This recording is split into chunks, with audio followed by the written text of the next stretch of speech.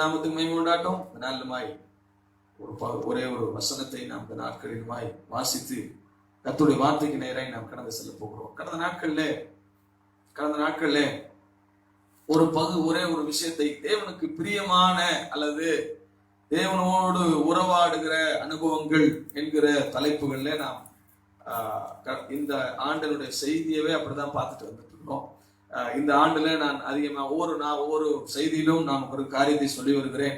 தேவனுடைய உறவாடுகிற அல்லது தேவனுடைய அன்பிலே நிலைத்திருக்கிற எதை வேண்டுமானாலும் நாம் இழந்து விடலாம். சங்கீதக்காரன் சொல்லுகிற பிரகாரமாக தாவீது சொல்லுகிறான், ஆண்டவரே என்னிடத்திலிருந்து எதை சமஸ்த இஸ்ரவேலுக்கும் அரசனா இருக்கிற அவன் சொல்லுகிறான், எதை வேண்டுமானாலும் என்னிடத்திலிருந்து எடுத்துக்கொள்ளும், உங்களுடைய ஆவியை மாத்திரம், அதாவது உங்களுடைய உறவு மாத்திரம், என்னுடைய உம்மோடு இருக்கிற உறவு எனக்கு ரொம்ப முக்கியம் என்று சங்கீதக்காரனாகிய தாவீது சொல்லுகிறதை குறித்து வேதத்திலே நாம் வாசிக்கிறோம். அன்பான கர்த்தருடைய பிள்ளைகளே, இந்த நாட்கள்ல கூட நாம் அந்த உறவுக்கு மிக முக்கியமான காரியங்கள் என்னென்ன என்பதை தான் நாம் அதிகமாக பார்த்து வருகிறோம். இந்த நாள்ல கூட நாம் அப்படிப்பட்ட காரியங்களை ஒரு சில காரியங்கள்ல எது தேவனுக்கு பிரியம், எது தேவனுக்கு பிரியம் இல்லை என்பதை குறித்து நாம் இந்த நாட்களிலே பார்க்க போகிறோம். நீதிமொழிகள் புஸ்தகம் 16வது அதிகாரம் 7வது வசனத்தை வாசிக்க கேட்போம். நீதிமொழிகள் புஸ்தகம் 16வது அதிகாரம் 7வது வசனத்தை வாசிக்கிறோம். ஒருவனுடைய வழிகள் கர்த்தருக்கு பிரியமாயிருந்தால் அவனுடைய சத்துருக்களும் அவனோடே சமாதானமாகும்படி செய்வார்.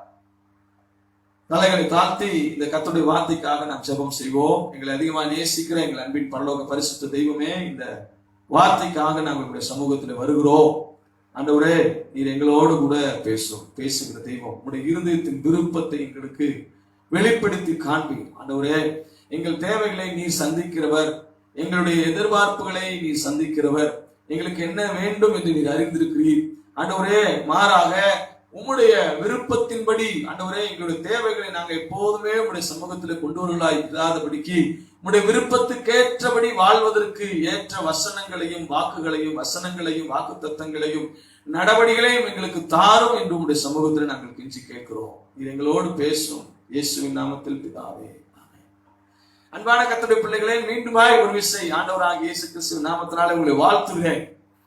இன்றைக்கு நாம் ஒரு சில காரியங்கள்ல எது கர்த்தருக்கு பிரியமான காரியம், எது கர்த்தருக்கு பிரியம் இல்லாத காரியம் கொஞ்சம் டிஃபரன்ஷியேட் பண்ணி நம்முடைய நடபடிகள்ல நம்முடைய ஒரு சில உதாரணங்களை பார்க்க இருக்கிறோம். ஏனென்றால் நாம் இந்த வருஷம் முழுவதும் ஆண்டவரோடு உறவாடுகிற காரியத்தை தான் நம்ம அதிகமாக தியானிக்க போகிறோம். நம்முடைய சண்டே சர்வீஸ்ல, நம்முடைய ஸ்டடியில வேற பண்ண போறோம், ட்ரெயினிங்ல வேற பண்ண போறோம். ஆனா அவரோடு உறவாடுவதின் முக்கியத்துவத்தை தான் அதிகமாக வலியுறுத்த போகிறோம். இன்றைய தினத்துல ஆண்டவர் எது பிரியம் என்று சொல்லுகிறார்.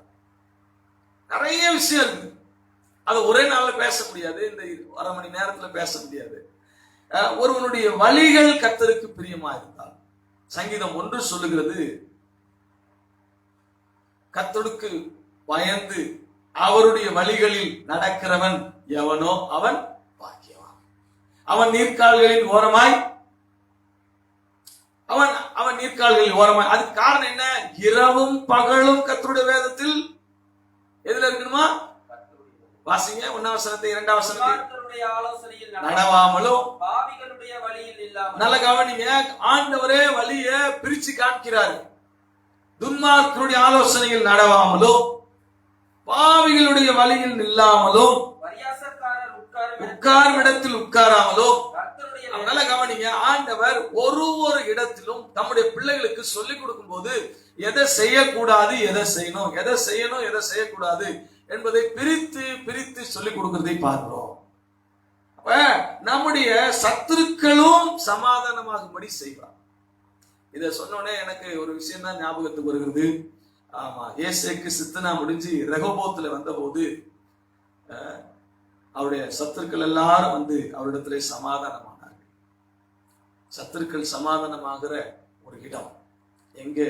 கர்த்தர் உம்மோடு இருக்கிறாராமே, நீ கர்த்தருடைய பிள்ளையாமே, நீ கர்த்தரால் ஆசீர்வதிக்கப்பட்டவராமே, எங்களால் முடியாதது உம்மால் ஆகிறது, நாங்கள் எவ்வளவோ எதிர்த்து உம்மை அழிக்க முடியவில்லை, எவ்வளவோ எதிர்த்து நின்றும் நாங்கள் அழிந்து போகிறோம், எவ்வளவோ எதிர்த்து நின்றும் நாங்கள் மடிந்து போகிறோம். நாம் செய்ய வேண்டியதெல்லாம் ஒரு வேலை.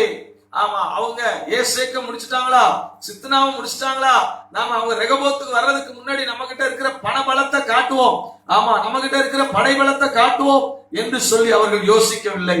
வேதம் சொல்லுகிறது, ஆமா அவங்க அந்த இடத்துல ஆண்டவரோட கூட மாத்திரம் வார்த்தையை மாத்திரம் கேட்டு அவருடைய வழியில மாத்திரம் மனிதர்களுக்கு பயம் இருந்தது.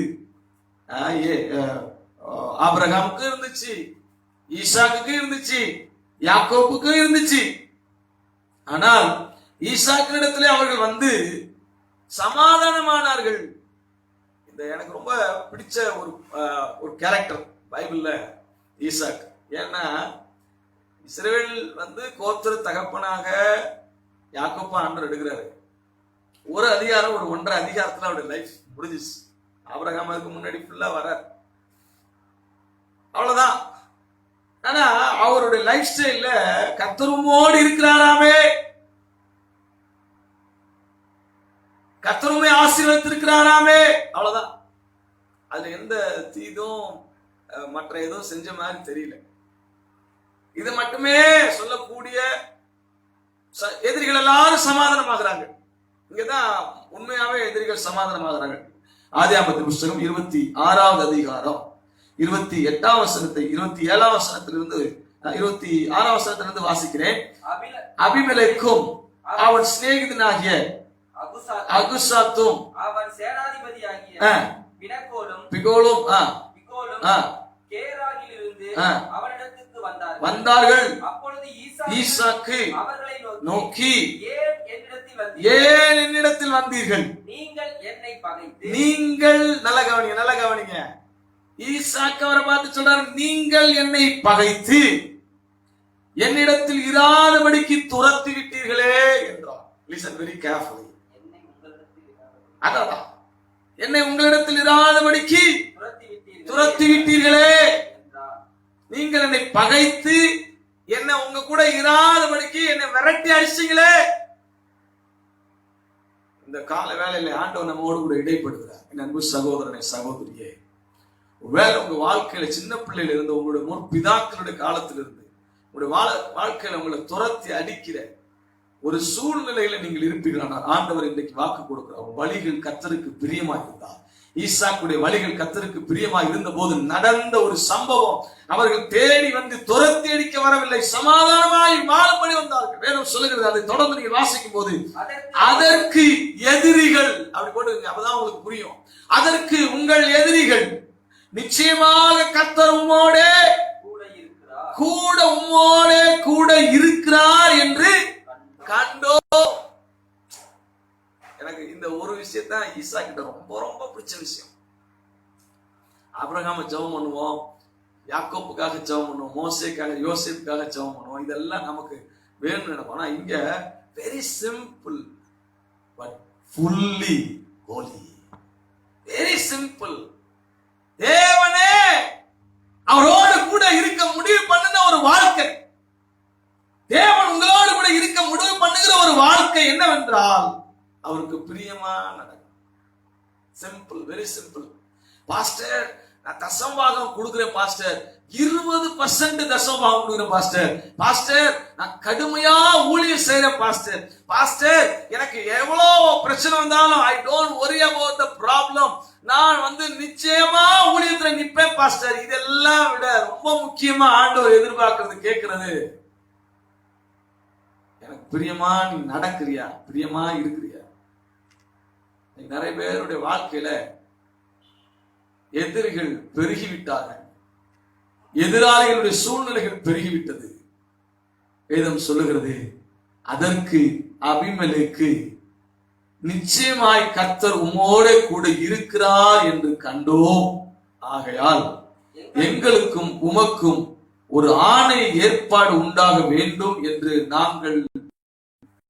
நாங்கள் உம்மை தொடாமல் நன்மையையே உமக்கு செய்து உம்மை சமாதானத்தோட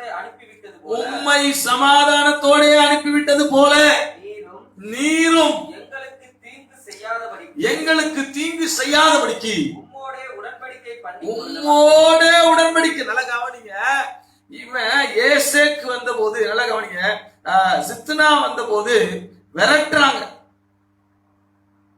கேராரூர் மேய்ப்பர்கள் 20ஆம் வசனத்தில் வாசிக்கும் போது, இந்த தண்ணீர் தங்களுடையது என்று சொல்லி ஈசாக்குடைய மேய்ப்பருடனே வாக்குவாதம் பண்ணினார்கள். அவர்கள் தங்களுடைய வாக்குவாதம் பண்ணினபடியால் அந்த துறவுக்கு ஏசேக்கு என்று பெயரிட்டான். வேறொரு துறவை வெட்டினார்கள், அதற்கும் வாக்குவாதம் பண்ணினார்கள். அப்பொழுது அதற்கு சித்னா என்று பெயரிட்டான். பின்பு அவ்விடம் விட்டு பெயர்ந்து வேறொரு துறவை வெட்டினார்கள், அதற்கு வாக்குவாதம் பண்ணவில்லை. அப்பொழுது தேசத்தில் தாம் அங்கே கர்த்தர் இடத்தை உண்டாக்கினார் என்று சொல்லி ரெகோபோத் என்று பெயரிடு. 2 இடத்துலயும் அவங்க வாக்குவாதம் பண்ணி அனுப்பி விடுறாங்க. அப்ப நல்ல கவனிங்க, கர்த்தருக்கு பிரியமாக ஒரு மனுஷன் இருக்கும்போது அந்த மனிதனுடைய வாழ்க்கையில காட் ஆண்டவர் 100% ஒரு விளைச்சலை தருகிறார். அதான் ஈசாக்குடைய வாழ்க்கையில நடந்தது. மாத்திரமல்ல, அவருடைய விளைச்சலை பார்க்கிறார்கள், அவருடைய பெருக்கத்தை பார்க்கிறார்கள், அவருடைய வளர்ச்சியை பார்க்கிறார்கள். கர்த்தர் அவனோடு இருக்கிறார் என்று முடிவு செய்கிறார்கள். இன்னைக்கு நிறைய பேருடைய வாழ்க்கையில ஒருத்தவங்க கீழே போகும்போது விரட்டுவாங்க, இல்லது மேல வளர்ச்சி வரும்போது எதிர்த்து நிற்பாங்க. ஆனா இங்க நடக்கிறது என்னன்னா, கர்த்தர் அவனை அபரிவிதமாய் ஆசீர்வதிக்கிறான். அவன் செய்யறது எல்லாமே வாய்க்கும். அப்ப எப்ப கர்த்தருக்கு பிரியமான ஒரு வழி இருக்கும் போது கர்த்தரை ஆசீர்வதிக்கிறத பார்க்கிறோம். ஈசாக்கு இந்த 26ஆம் அதிகாரத்தை 27ஆம் அதிகாரத்தை நீங்க கொஞ்சம் தொடர்ந்து வாசித்து பாத்தீங்கன்னா, தொடர்ந்து முழு அதிகாரத்தை ஓரிரு முறை வாசித்து பார்த்தீங்கன்னா, அந்த ஈசாக்கோடு கர்த்தர் இருந்த மேன்மையை நாம் புரிந்து கொள்ள முடியும். ஸ்டேபிளா வந்து ஆண்டவர் தங்கிட்டாரு. நீ எதை செஞ்சாலும் நான் ஆசீர்வதிப்பேன். அபிமெலேக்கும் அவனுடைய கூட்டத்தாரும் கேராரூர் மக்கள் பறிக்கிற இடத்துல தோண்டுகிற இடத்துல தண்ணீர் வரல. ஆனா இவங்க போய் தங்கள் முற்பிதாக்கள் செஞ்சது அந்த இடத்தை எடுக்கும் போது அங்க தண்ணி வருது. நல்ல கவனிங்க, இவங்க எந்த இடத்துல கை வச்சாலும் தண்ணி வருது. கர்த்தர் அந்த இடத்துல அடிமையா வச்சிருக்கிற தேசத்துல இவங்க விதை விதைக்கிறாங்க, 100% ரிசல்ட் எடுக்கிறாங்க. ஒருவேளை இவங்க விதைச்சு 50 ஒரு மூட்டை எடுக்கிற அந்த கேராரூர் மக்கள் வந்து 50 மூட்டை எடுக்கிறதா இருந்தா இவங்க அதை காட்டிலும் பல மடங்கு அதிகமா எடுக்கிறாங்க. கர்த்தர் இவனை ஆசீர்வதிக்கிறார், ஒரு அடிமை பெருகுகிறான், ஒரு பயப்படுகிறவன் பெருகுகிறான் என்பதை அவங்க பார்க்கிறாங்க. தொடர்ந்து ஒடுக்க பார்க்கிறாங்க, ஒடுக்கவே முடியல. ஒருவேளை உங்க வாழ்க்கையில ஈசாக்க போல ஒரு நிலைமை உங்க வாழ்க்கையில இருந்திருக்கலாம், இதுவரைக்கும் இருந்துட்டே இருக்கலாம். நல்ல சம்பாதிக்கிற பிரதர், நல்ல சூழ்நிலை இருக்கு பிரதர், ஆனாலும் ஒரு ஒரு உள்ளான ஒரு அடிமைத்தனம், என்ன ஒடுக்குகிற ஒரு விஷயம், என்ன நெருக்குகிற ஒரு விஷயம், கட்டப்பட்டிருக்கிற ஒரு விஷயம் இருந்துட்டே. கால வேலையில ஆண்டு சொல்றாரு, உன் வலியை மட்டும் கர்த்தருக்கு நேரா திருப்பு. ஈசாக்கு கிட்ட எப்படி அவருடைய எதிரிகள் எல்லாம் ஓடி வந்து சரண்டர் ஆனாங்களோ அதே போல ஒரு சரண்டர் இந்த கால வேலையில நான். அது மட்டுமா நடந்துச்சு? என்ன நடந்துச்சு வாசிங்க தொடர்ந்து அடுத்த வசனத்தை. நாங்கள் உம்மை தொடாமல் நன்மையே உமக்கு செய்து உம்மை சமாதானத்தோடு அனுப்பிவிட்டது போல நீரும் எங்களுக்கு தீங்கு செய்யாதபடிக்கு உம்மோடே கொள்ள வேண்டும். நீ கர்த்தரால் ஆசீர்வதிக்கப்பட்டவராமே என்றார்கள். அவன் அவர்களுக்கு விருந்து பண்ணினான், அவர்கள் புசித்து குடித்தார்கள். அதிகாலையில் எழுந்து ஒருவருக்கொருவர் ஆணையிட்டு பின்பு ஈசாக்கு அவர்களை அனுப்பிவிட்டான். அவர்கள் அவனிடத்திலிருந்து சமாதானமாய் போய்விட்டார்கள். அந்நாளில் தானே ஈசாக்கின் வேலைக்காரர் வந்து நாங்கள் துறவு வெட்டின செய்தியை அவனுக்கு அறிவித்து தண்ணீர் கண்டோம் என்றார்கள். அதற்கு சேபா என்று பெயரிட்டார். ஆகையால் அந்த ஊரின் பெயர் இந்நாள் வரைக்கும் பெயர் சபா எனப்படுகிறது. எதிரிகளோடு சமாதானம். ஒருவருடைய வழிகள் கர்த்தருக்கு பிரியமா இருந்தால் எதிரிகள் ஓடி வந்து சமாதானம் ஆவார்கள். சமாதானம் மாத்திரமல்ல, நீர் எங்களை கொன்று போடாமல் எங்களை. அபிமெலேக்கினுடைய கூட்டத்துக்கு இவர்கள் போகும்போது பயந்து பயந்து வருவார்கள், துரத்த பயந்து பயந்து வந்தார்கள். ஆனால் இங்கே அவனுடைய கூட்டத்தார் இங்கே வந்து போகும்போது சமாதானத்தோடு போகிறார்கள். சமாதானத்தை வச்சிருக்கிறவனுடைய வாழ்க்கையில வருகிறவன் போகிறவன் இருக்கிறவன் எந்த இடத்திலும் அவனுடைய வாழ்க்கையில சமாதானம் நீடித்து நிலைத்திருக்கும். சமாதானம் இல்லாமல் சமாதானம் என்று சொல்லவே முடியாது. என் இருதயத்துல சமாதானம் இருக்குமானால் நான் கொடுக்கிறது சமாதானமா இருக்கும். என் இருதயத்துல சமாதானம் இருக்குமானால் நான் வழங்குகிறது சமாதானமா இருக்கும். என் இருதயத்துல சமாதானமா இருக்குமானால் வருகிற எத்தகைய தீங்கா இருந்தாலும் என்னிடத்தில் வரும்போது அது சமாதானத்தையே கொண்டு செல்லும். சமாதானம் சொல்லுவாங்கல்ல, சக்தியில இருந்தா தான் அகப்பையில வரும்பா. அது மாதிரி என் இருதயத்திலே சமாதானத்தின் காரணர் இருக்கிறபடினாலே என்னிடத்திலிருந்து போகிறது சமாதானமாய் போகிறது. என்னிடத்திலிருந்து எனக்கு வருகிறது சமாதான காரியமாய் வருகிறது. எந்த காரியமும் சமாதான முகாந்திரமாய் நடக்கிறது எப்போ ஒருவனுடைய வழிகள் கர்த்தருக்கு பிரியமாய் இருந்தால். நம்முடைய வழிகளை சற்று ஆராய்ந்து பார்க்க வேண்டும். பிரியமானவர்களே, நான் கர்த்தருக்கு பயந்து அவருடைய வேதத்தில் பிரியமாயிருக்கிறேனா? முதலாவது காரியம், கர்த்தருடைய வேதத்தில் பிரியமாயிருக்க வேண்டும். ஒருவனுடைய வழிகள் கர்த்தருக்கு பிரியமாயிருக்க வேண்டுமானால் கர்த்தருடைய வேதத்தில் பிரியமாயிருக்க வேண்டும். கர்த்தருடைய வேதத்தில் பிரியமாயிருக்க வேண்டும். யோவானுடைய நிருபம் வாசிக்கும் போது, யோவான் நிருபங்கள்ல வாசிக்கும் போது ஒரு வார்த்தை எனக்கு ஞாபகத்துக்கு வருகிறது. என் பிள்ளைகள் சத்தியத்திலே வாசிக்கலாம். 3வது நிருபம் 4வது வசனத்தை வாசிக்கும் போது, 3வது நிருபம் 4வது வசனத்தை வாசிக்கும் போது வேதம் இப்படி சொல்லுகிறது, என் பிள்ளைகள் சத்தியத்திலே நடக்கிறார்கள் என்று நான் கேள்விப்படுகிற சந்தோஷத்திலும் அதிகமான சந்தோஷம் எனக்கு இல்லை. என் பிள்ளைகள் சத்தியத்திலே, வேத வசனத்திலே, சத்தியத்திலே நடக்கிறார்கள் என்கிற சந்தோஷத்திலும், நான் கேள்விப்படுகிற சந்தோஷத்திலும் அதிகமான சந்தோஷம் எனக்கு. ஒரு பெற்ற தாய் தன் பிள்ளைகள் வசதி வாய்ப்புகளோடு இருக்கிறார்கள், தன் பிள்ளைகள் பெரிய சீமாட்டிகளாய் இருக்கிறார்கள் என்பதை காட்டிலும் வேதம் சொல்லுகிறது, என் பிள்ளைகள் சத்தியத்திலே நடக்கிறார்கள், சத்தியத்தை அறிந்திருக்கிறார்கள், சத்தியத்தின்படி கிரியை செய், சத்தியத்தின்படி நடக்கிறார்கள், சத்தியத்தின்படி வாழ்கிறார்கள். இதை காட்டிலும் வேறொரு சந்தோஷம் இந்த உலகத்திலே இந்த பொழுதும் பெரிதோக்கும் தன் மகவை சான்றோன் என கேட்ட தாய். ஒரு மகனை பெற்றெடுத்தேன்னு தாய் கேள்விப்படுறதை விட தாயோட பூரண சந்தோஷம் எப்ப இருக்குன்னா, என் மகன் படித்தவன், என் மகன் அறிவாளி, என் மகன் ஃபர்ஸ்ட் கிளாஸ்ல பாஸ் பண்ணியிருக்கிறான், என் மகன் பெரிய அறிஞன், சான்றோர்,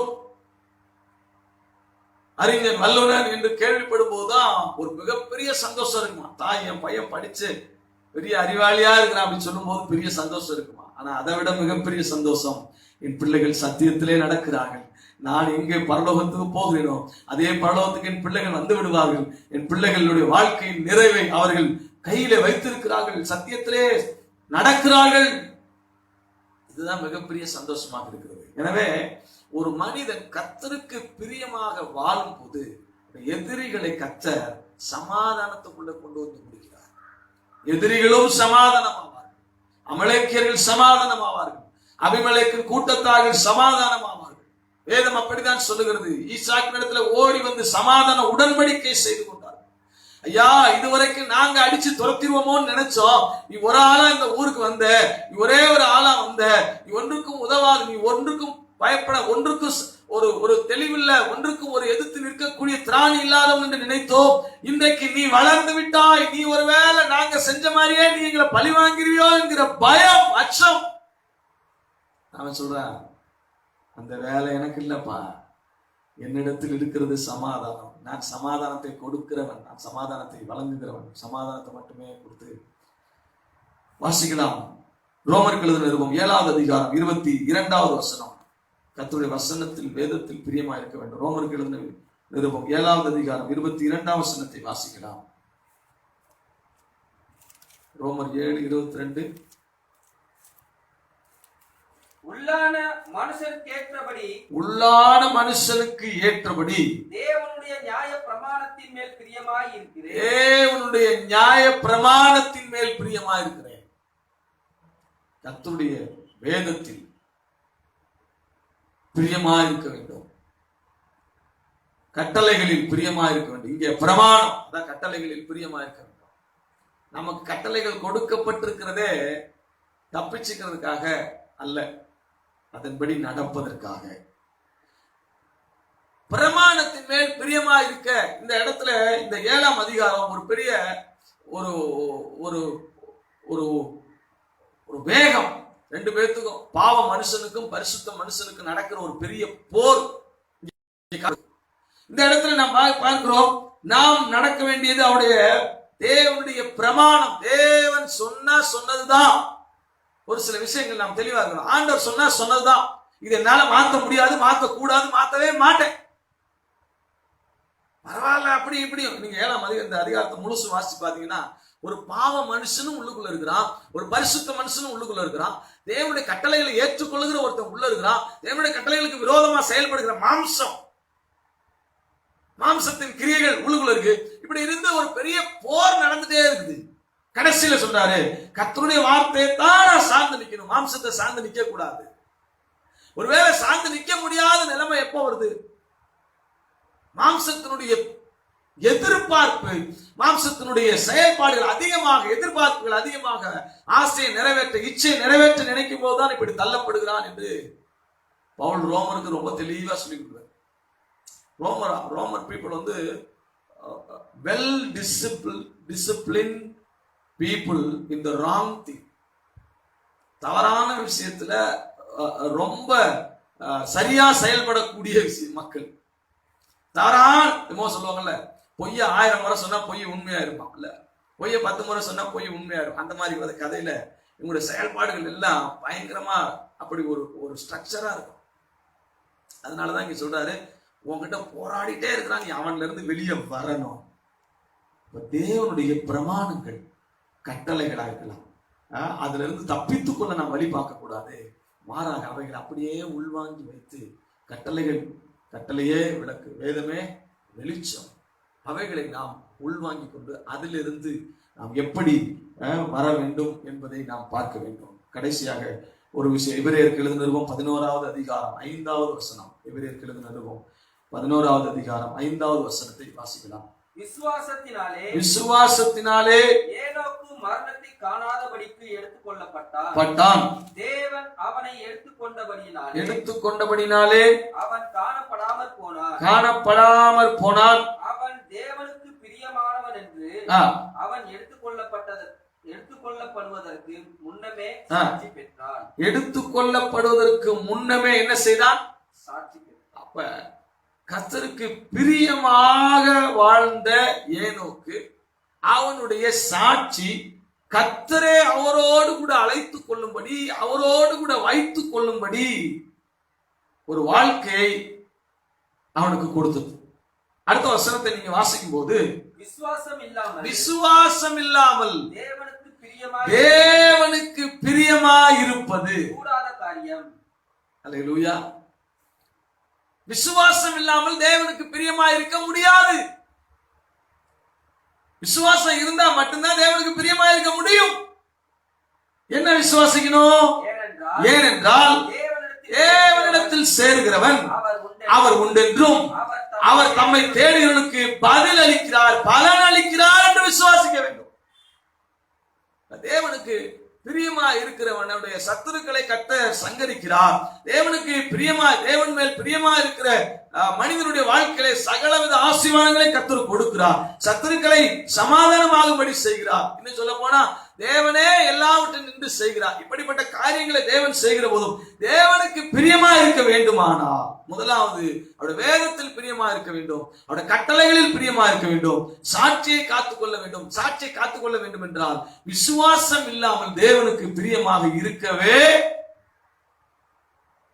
தேவன் உண்டு, அவர் என்னை பார்க்கிறார், என் நடவடிக்கைகளை பார்க்கிறார், என் சூழ்நிலைகளை பார்க்கிறார், என் எல்லாவற்றிலும் என்னோடு கூட நிற்கிறார். நன்மை செய்யும் போது மாத்திரம் தேவன் இருக்கிறார், உயர்த்தும் போது மாத்திரம் தேவன் இருக்கிறார், வசதி வாய்ப்புகளை தரும்போது மாத்திரம் தேவன் இருக்கிறார். என் எதிரிகள் என்னை தாக்கும் போது, என் எதிரிகள் என்னை சூழ்ந்து நிற்கும் போது என் தேவன் என்னோடு கூட இருக்கிறார் என்கிற எண்ணம் இருக்கிறதா? அந்த எண்ணம் இல்லாத பட்சத்துல விசுவாசத்துல வீக்கா இருக்கிறோம். அவர் என்னை கேட்கிறார், என் ஜெபத்தை கேட்கிறார், என் காலை ஜெபத்தை கேட்கிறார், மாலை ஜெபத்தை கேட்கிறார், எப்போதும் அவரிடத்துல உறவாடுகிற அனுபவத்தை கர்த்தர் கேட்கிறார், பதில் அளிக்கிறார். இதில் நம்ம ஒரு நாளும் பின்வாங்கி விடவே, லிசன் வெரி கேர்ஃபுல்லி. நான் இந்த நாட்கள்ல ஒரே ஒரு ஜெபம் தான் அதிகமா செஞ்சுட்டே இருப்பேன். என் விருப்பம் அல்ல, மனிதரை எதிர்பார்க்கிற மாதிரி ஊழியம் அல்ல. ஏன் நான் எதிர்பார்க்கிற மாதிரி ஊழியம் இல்ல. எல்லாரும் செய்யறதே நாங்களும் செய்யணும். நீங்க சொல்றத செய்யக்கூடிய, அப்படியே உள்வாங்கி கொள்ளக்கூடிய, ஒருவேளை யார் எதை வேண்டாலும் சொன்னாலும் அதை பத்தி காதுலே வாங்காம நீங்க சொல்றத மாத்திரம் கேட்டு, நீங்க சொல்றதுக்காக மாத்திரம் வாழ்ந்து, நீங்க உணர்த்துறதுக்காக மாத்திரம் வாழ்ந்து, அதுல ஒரு இப்ப எப்படி ஈசாக்கு நடந்த போது எல்லாரும் சொன்னார்களோ அதே போல எங்களோட காலகட்டத்துல சொன்னாலும் சொல்லாவிட்டால் எப்படியாவது உம்முடைய நாம மாத்திரம் மகிமைப்படுவதற்காக வாழ வேண்டும். அந்த உறவு தான் முக்கியம். உங்களுடைய அன்புல நாங்க நிலைச்சிருக்கிறோம், ஊழியத்துல நாங்க நிலைச்சிருக்கிறோங்கிறத விட உங்களுடைய அன்புல நாங்க நிலைச்சிருக்கிறோம், உங்களுடைய உறவுல நாங்க நிலைச்சிருக்கிறோம். இந்த வார்த்தையை உறுதிப்படுத்துவதற்காகவே சொல்றாரு, விசுவாசம் இல்லாம தேவனுக்கு பிரியமா இருக்க முடியாதுப்பா. நீ தேவனுக்கு பிரியமான வழியில நடக்க வேண்டுமானால் அவருடைய வசனத்தை இரவும் பகலும் தியானிக்க வேண்டும். அவன் நீர்க்கால்களின் ஓரமாய் நடப்பட்டு தன் காலத்தில் தன் கனியை தந்து இலையுதிராது இருக்கிற மரத்தை போல இருப்பான் சொல்கிறது.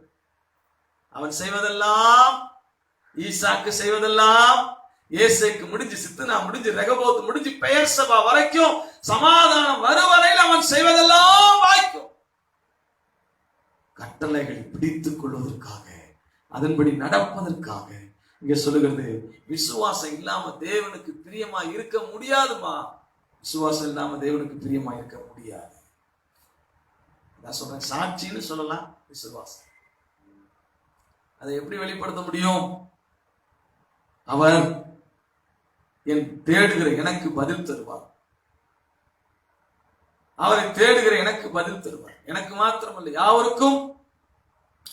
முதலாவது கர்த்தருடைய வேதத்தில் பிரியமா இருக்க வேண்டும். இரண்டாவது கட்டளைகள், கற்பனைகள். நான் அதுக்கு தான் ஒரு சில எடுத்துக்காட்டுகளை சொன்னேன். இங்க சொல்லியிருக்கிறான், விசுவாசம் இல்லாம அவருக்கு பிரியமா இருக்கவே. வேகமா 3 விஷயத்தை நான் சொல்லி முடிக்க வேண்டும் என்று விரும்புகிறேன். எபிரேயர் எழுதின 10வது அதிகாரம் 38ஆம் வசனம் சொல்லுகிறது, 3 விஷயம், தவறான விஷயங்கள், நெகட்டிவ் தாட்ஸ் பற்றி உங்களுக்கு நான் காண்பிக்க வேண்டும் என்று விரும்புகிறேன். வாசிக்கலாம். விசுவாசத்தினாலே நீதிமான் பிழைப்பான். நல்ல கவனிங்க. பின்வாங்கி போவானானால் அவன் மேல் என் ஆத்துமா பிரியமாயிராது என்றார். விசுவாசத்தினாலே நீதிமான் பிழைப்பான். விசுவாசிக்கிறவன் மேல் என் ஆத்மா பிரியமா இருக்கிறது. ஆனால் நீதிமான் பின்வாங்கி போவானானால், என் வார்த்தை விட்டு பின்வாங்கி போவானானால் அவன் மேல் என் ஆத்மா அவர் சொல்றாரு, என் ஆத்மா யார் மேல தெரியுமா பிரியமா இருக்காது? பின்வாங்குறவன்.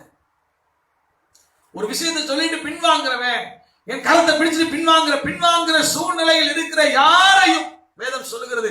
நான் ஏற்கனவே சொன்ன நீதிமொழிகள் 16:7 வாசிக்கும் போது, ஒருவருடைய வழிகள் கர்த்தருக்கு பிரியமா இருந்தால் அவருடைய சத்துருக்கள் சமாதானமாகும்படி செய்வார். இந்த இடத்துல ஒருவன் பின்வாங்குவானால் அவனை பின்தொடர்கிற எதிரிகள் இருப்பார்கள்.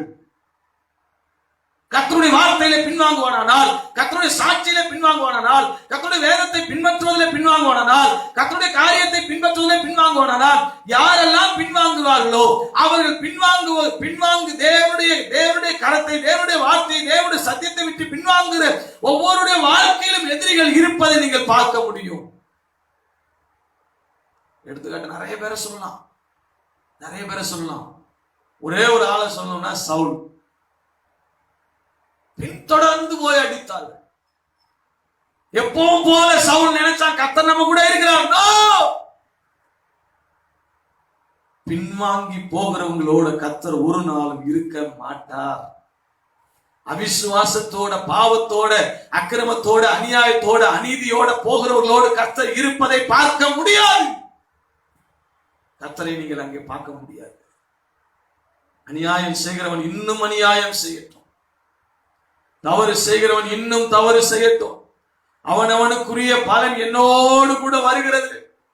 நிறைய பேர் எதை வேணாலும் செஞ்சுட்டு ஆண்டவர்ட்ட மன்னிப்பு இல்லைங்க. பல நேரங்களில் பிசாசு விரிக்கிற வலையில சிக்கல்ல மாட்டிக்கோ, திரும்ப வரவே முடியாது. தப்பித்துக் கொள்ளக்கூடிய சூழ்நிலைகள் இருக்கும் போது தப்பித்து தேவ சமூகத்துல, தேவ கரத்துல அருமையாய் வாழ கற்றுக்கொள்ள வேண்டும். அவர் சொல்றாரு, ரொம்ப வருத்தத்தோட சொல்றாரு. எனக்கு ரொம்ப 2 வசனத்தையும் அடிக்கடி நான் ஊழியர் கூட்டத்துல மென்ஷன் பண்ணிட்டே இருப்பேன். வாசிங்க. விசுவாசத்தினாலே நீதிமான் பிழைப்பான். பின்வாங்கி போவானால் அவன் மேல் என் ஆத்மா பிரியமாயிராது. நாமோ கெட்டு போக பின்வாங்கலா இராமல் ஆத்ம ஈடேற விசுவாசிக்கிறவளா இருக்கிறோம். கெட்டு போகுவதற்கு பின்வாங்குகிறவளா இராமல் ஆத்மா முன்னேறுவதற்கு, ஆத்மா ஈடேறுவதற்கு, நம்முடைய ஆவிக்குரிய வாழ்க்கை வளர்ச்சியில வளருவதற்கு, நம்முடைய பிள்ளைகளுடைய வாழ்க்கையில வளர்ச்சி வளருவதற்கு நாம் விசுவாசத்திலே பெருகுகிறவளாய் வளர்களாய் இருக்க வேண்டும். முதலாவது ஒரு விஷயம், பின்வாங்குகிறவன் மேல் தேவன் பிரியமாக இருக்க மாட்டார். எபேசியருக்கு எழுதின நிருபம் 6வது அதிகாரம் 6வது வசனத்தை வாசிங்கள். எபேசியருக்கு எழுதின நிருபம் 6வது அதிகாரம் 6வது வசனத்தை வாசிக்கலாம். எபேசியருக்கு எழுதின மனுஷனுக்கு பிரியமாயிருக்க விரும்புகிறவர்களாக பார்வைக்கு ஊழியம் செய்யாமல். நல்ல கவனிங்க, இது ரெண்டுமே இருக்கு இந்த இடத்துல. பார்வைக்கு விசுவாசியா நடந்துகிறது. பார்க்கும்போது சோத்திரம் சோத்திரம் சோத்திரம். நான் அடிக்கடி சொல்லுவேன் இல்லையா, கோயில் மாடுன்னு ஒரு சொல்லுவாங்க. நாங்கெல்லாம் ஊர்ல இருக்கும்போது கோயில் மாடும்பா. அந்த மாட்டை கட்டி போட மாட்டாங்க. அந்த மாடு எங்க போய் எதை வேணாலும் சாப்பிடலாம். அது பாட்டுக்கு சாப்பிட்டு அது பாட்டு ஊரெல்லாம் தெரியும். இது கையில பைபிள் வச்சிருக்கோம், நல்ல வெள்ளை சட்டை போட்டிருக்கோம், வெள்ளை ட்ரெஸ் போட்டிருக்கோம். ஆனா உள்ளுக்குள்ள வசனம் போகாது. வசனம் கையில இருக்கும், ஆனா உள்ளுக்குள்ள வசனம் இருக்காது. அவங்கதான் சொல்றாரு, இது நல்ல சாப்பிடும், மற்றவங்களுக்கு சொல்லும், நடக்கிறதெல்லாம் மாம்சத்தின்படி நடக்கும். இது ஒரு வெள்ளை சட்டை போட்ட வேதத்தை எடுத்த கோயில் மாடு. அப்படி சொன்னா கொஞ்சம் வெக்கமா கொஞ்சம் கஷ்டமா இருக்க மாதிரி தான் நமக்கு தெரியும். இது முழுக்க மாம்சத்துல அப்படி நல்ல பயங்கரமா ஒரு விசுவாசி போல தெரியுது, உள்ளுக்குள்ள மாறல. நேர்ந்து விட்ட கதையா இருக்கும். கிறிஸ்துவுக்காக நேர்ந்து கொண்டவர்கள் ஏற்றுக்கொண்டு அங்கீகரித்து விட்டாச்சு, செயல்பாட்டுல இல்லை. அவர் சொல்றாரு, வாசிக்க திரும்ப அந்த வசனத்தை. மனுஷனுக்கு பிரியமாயிருக்க விரும்புகிறவர்களாக பார்வைக்கு ஊழியம் செய்யாமல் கிறிஸ்துவின் ஊழியக்காரராக மனப்பூர்வமாக தேவனுடைய சித்தத்தின்படி செய்வது. இதே எபேசு புத்தகத்துலதான் பவுல் ஒரு விஷயத்தை சொல்றாரு.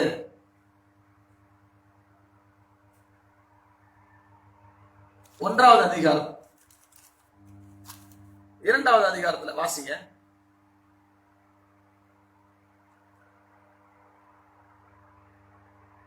சாரி 3வது அதிகாரம் 4வது வசனத்தை 5வது வசனத்தை வாசிங்க.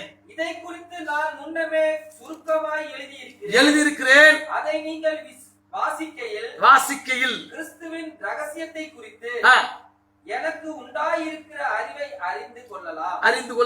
இந்த ரகசியம் இப்பொழுது அவருடைய பரிசுத்த அப்போஸ்தலருக்கும் தீர்க்கதரிசிகளுக்கும் ஆவியானவராலே வெளிப்படுத்தப்பட்டிருக்கிறது போல முற்காலங்களில் மனுபுத்திரருக்கு அறிவிக்கப்படவில்லை. தேவனுடைய பலத்த சத்துவத்தால் எனக்கு அளிக்கப்பட்ட வரமாகிய அவருடைய கிருபையினாலே இந்த சுவிசேஷத்துக்கு ஊழியக்காரருக்குரிய மேன்மையை இங்க சொல்றாரு. ஊழியக்காரருடைய தகுதிகளை இங்க சொல்ற. பிலிப்பியர்ல சொல்லும் போது, எங்கள் இருதயத்திலே இப்படிப்பட்ட ஊழிய வாஞ்சைகளை ஏற்படுத்தினவர் அவனவனுக்கு ஏற்படுத்துகிறவர் அவர் தான் சொல்றாரு. இங்க முடிச்சுட்டார். என்ன சொல்றாரு? மனுஷர் காண வேண்டும், மனுஷருக்கு பிரியமான ஊழியம், வயிற்றுக்கு பிரியமான ஊழியம், வயிற்றை கழுவுறதுக்காக ஊழியம், வாழ்க்கையை கழுவுறதுக்காக ஊழியம், வாழ்க்கையினுடைய தேவைகளை நிறைவேற்றுவதற்காக ஊழியம். மனுஷருக்கு பிரியமா செய்யாதீங்க, தேவ சித்தத்தை உணர்ந்து செய்ய. ஒரு விஷயத்தை நீங்க செய்யணும், தேவனுக்கு பிரியமாய் நடக்க வேண்டுமானால் மனுஷ பிரியத்தையும் உங்க சுய பிரியத்தையும் நிறைவேற்றக்கூடாதுன்னு சொல்றதை விட இதுல சாஞ்சிடாதீங்க. இதுதான் முக்கியம், சாஞ்சிடாதீங்க. இன்னைக்கு நிறைய பேர் ஒரு சாதாரணமான நிலைமையில் இருக்கும்போது பிரச்சனை இல்லை, உண்மையா இருக்கிறாங்க, டெடிகேட்டிவா இருக்கிறாங்க. வளர ஆரம்பிக்கும் போது, மேன்மை வரும்போது, உயர்வு வரும்போது, சுகபோகங்கள் வரும்போது கர்த்தர் யார் என்று கேள்வி கேட்கக்கூடிய சூழ்நிலையில நின்று விடுறாங்க. எனவே இந்த இடத்துல அருமையான வார்த்தை சொல்றாரு. ஆமா, கிறிஸ்துவின் ஊழியக்காரன மனப்பூர்வமாய் தேவனுடைய சித்தத்தின்படி செய்யுங்க, தேவனுடைய சித்தத்தின்படி செய்யுங்க, தேவ சித்தத்துக்கு முழுக்க ஒப்பு கொடுங்க. ரோமர் 15:1 சொல்லப்படுகிறது, சுயநலமான வாழ்க்கையை நாம் வெறுக்க வேண்டும். கடைசியா 15:1 வாசித்து நாம் ஜெபம் அன்றியும் அன்றியும் பலமுள்ளவர்களாகிய நாம் நமக்கே பிரியமாய் நடவாமல் நமக்கு அப்படின்னா என்னது? செல்ஃபான வாழ்க்கை, செல்ஃபிஷான வாழ்க்கை. நமக்கு பிரியமாவே எனக்கு பிடிக்கும், எனக்கு பிடிக்கும், எனக்கு பிடிச்ச மாதிரி தான் நான் பிரசங்கம் பண்ணுவேன், எனக்கு பிடிச்ச மாதிரி தான் நான் பாட்டு பாடுவேன், எனக்கு பிடிச்ச மாதிரி தான் ஊழியம் செய்வேன், எனக்கு பிடிச்ச மாதிரி தான் வீடு கட்டுவேன், எனக்கு பிடிச்ச மாதிரி தான். யாருக்கு பிடிச்சா எனக்கு பிடிக்காது, அதை பத்தி கண்டுக்காம எனக்கு பிடிச்ச மாதிரியே சுயமாவே எனக்கு பிடிச்சதுக்காக எதை வேணாலும் செய்வேன், யாரை வேணாலும் அழிப்பேன், யாரை வேணாலும் எதிர்த்து நிற்பேன், எதை வேணாலும் எனக்கு பிடிச்ச மாதிரியே செய்யப்படுகிற இந்த காரியத்தை கொஞ்சம் ஆண்டு சொல்றாரு. சுயநலமான வாழ்க்கை, சுயநலமான அனுபவம், சுயநலமான பணம், சுயநலமான இதை கொஞ்சம் மாத்துங்க. சோ இந்த இடத்துல தேவனுக்கு பிரியமில்லாத விஷயம் பின்வாங்கி போகக்கூடாது, மாம்சத்துக்கு ஏற்றபடி நடக்கக்கூடாது, சுயநலம் நம்முடைய வாழ்க்கையில் இருக்கக்கூடாது. பொதுநலம், இயேசு கிறிஸ்து சுயநலமாக இருந்திருந்தா நம்முடைய வாழ்க்கையில ரட்சிப்பு இல்லை. நான் முன்னாடி சொன்னேன், கர்த்தருடைய வேதத்தில் பிரியமா இருக்க வேண்டும், அவருடைய கட்டளைகளை கட்டாயம் நான் கிறிஸ்துவை பின்பற்றுகிறோம், இப்படிதான் வாழ வேண்டும் என்றால் இப்படிதான் வாழ வேண்டும். விசுவாசத்திலே, சாட்சியிலே இது கர்த்தர் பிரியப்படுகிறார், என் மேல் கர்த்தர் பிரியப்படுகிறார். எப்போது? கர்த்தருடைய வேதத்தில் பிரியமா இருக்கும் போது, கட்டளைகளை கற்பனைகளை சாட்சியிலே நான் சாட்சியை காத்துக் கொள்ளும் போது. விசுவாசம் இல்லாத இடத்தில் தேவன் பிரியமா இருக்க முடியாது. ஒருவருடைய வழிகள் கர்த்தருக்கு பிரியமா இருந்தால் சத்துருக்கள் அவனோட சமாதானமாவார்கள். ஜெபம் செய்யலாமா? எங்களை அதிகமாக நேசிக்கிற எங்கள் அன்பின் பரலோக பரிசுத்த தெய்வமே, இந்த கால வேளையில நீர் எங்களோடு பேசணும் வார்த்தைக்காக ஸ்தோத்திரம். ஒருவனுடைய வழிகள் கர்த்தருக்கு பிரியமா இருந்தால் அவனுடைய சத்துருக்களும் அவனோட சமாதானம் ஆவார்கள். இந்த நாட்களிலும் ஆண்டவரே, நாங்கள் ஈசாக்கை கொஞ்சம் அலசி ஆராய்ந்து பார்த்தோம், தாவீதை பார்த்தோம். எங்களுடைய வாழ்க்கையை நாங்கள் பார்க்கத்தக்க ஒரு வேத வசனங்கள் எங்களை உணர்வுள்ளவர்களாய் மாற்றினபடினாலே, ஒரு வேத வசனங்களை எங்களை தட்டி எழுப்பினபடினாலே கால வேளையில நன்றி செலுத்துகிறோம், துதிக்கிறோம், ஸ்தோத்திரிக்கிறோம். ஆண்டவரே, பின்வாங்கி போகாதபடிக்கு, பின்வாங்கி போகிறவனானால் அவன் மேல் என் ஆத்துமா பிரியமாயிராது என்று சொல்லி ஆத்துமா ஈடேற விசுவாசம் உள்ளவர்களாய் வாழ எங்களுக்கு உதவி செய்யும். ஆண்டவரே, சுயநலவாதிகளாய் தற்பிரியர்களாய் இருக்கிறவர்கள் மேல் உங்களுடைய ஆத்துமா பிரியமாயிராது என்று வாசித்தோம்.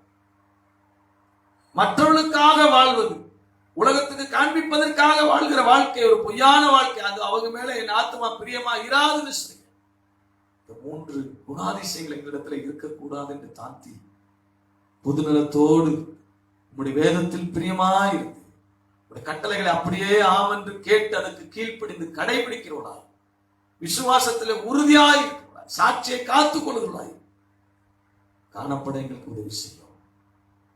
வரக்கூடிய நாட்களிலே நாங்களும் வார்த்தையினாலே சாட்சி சொல்கிறாய், வாழ்க்கையிலே சாட்சி சொல்கிறாய் காணப்பட உதவி செய்யும். கேட்ட உங்களுடைய பிள்ளைகள் ஒவ்வொருவரையும் கர்த்தர் ஆசீர்வதி, இயேசு கிறிஸ்துவின் நாமத்தில் வாழ்த்தி ஆசீர்வதித்து ஜெபிக்கிறோம். ஜெபம் கேள் நல்ல பிதாவே. ஆத்துமாவே கர்த்தரை ஸ்தோத்திரி, முழு உள்ளமே பரிசுத்த நாமத்தை ஸ்தோத்திரி. ஆத்துமாவே கர்த்தரை ஸ்தோத்திரி, கர்த்தர் செய்த சகல உபகாரங்களையும் பரவாயில்லை. நம்முடைய பிதாவாகிய தேவனுடைய அன்பும் கர்த்தராகிய இயேசு கிறிஸ்துவின் கிருபையும் பரிசுத்த ஆவியானவருடைய அந்நியமான ஐக்கியமும் பாதுகாவலும் கிருபையும் என்றென்றைக்கும் கேட்டுக்கொண்டிருக்கிற ஒவ்வொரு பிள்ளைகளோடும் நிறைந்திருப்பதாக. ஆமென். God bless you all. தொடர்ந்து நீங்க ஃபாலோ பண்ணுங்க, மற்றவங்களுக்கு ஷேர் பண்ணுங்க. உங்களுடைய காணிக்கைகளை அனுப்ப நம்முடைய ஜிபே அக்கௌண்ட் நம்பர் 9447857111 இருக்கிறது. நம்முடைய சர்ச் பிள்ளைகள் நம்முடைய சபை KVB கர்மல் ஃபவுண்டேஷன் அக்கௌண்ட்ல நீங்கள் அனுப்பி உங்களுடைய ரசீதுகளை பெற்றுக்கொள்ளும்படி கேட்டுக்கொள்கிறேன். கர்த்தர் உங்களை ஆசீர்வதிப்பார். உங்களுடைய உதாரத்துக்காகவும் உங்களுடைய ஜெபங்களுக்காகவும் உங்களுடைய ஊழிய உதவிகளுக்காகவும் தேவனுக்குள் நன்றி செலுத்துகிறேன். கர்த்தர் உங்களை ஆசீர்வதிப்பார். கர்த்தருக்கே மகிமை உண்டாவதாக. தேங்க்யூ. God bless you.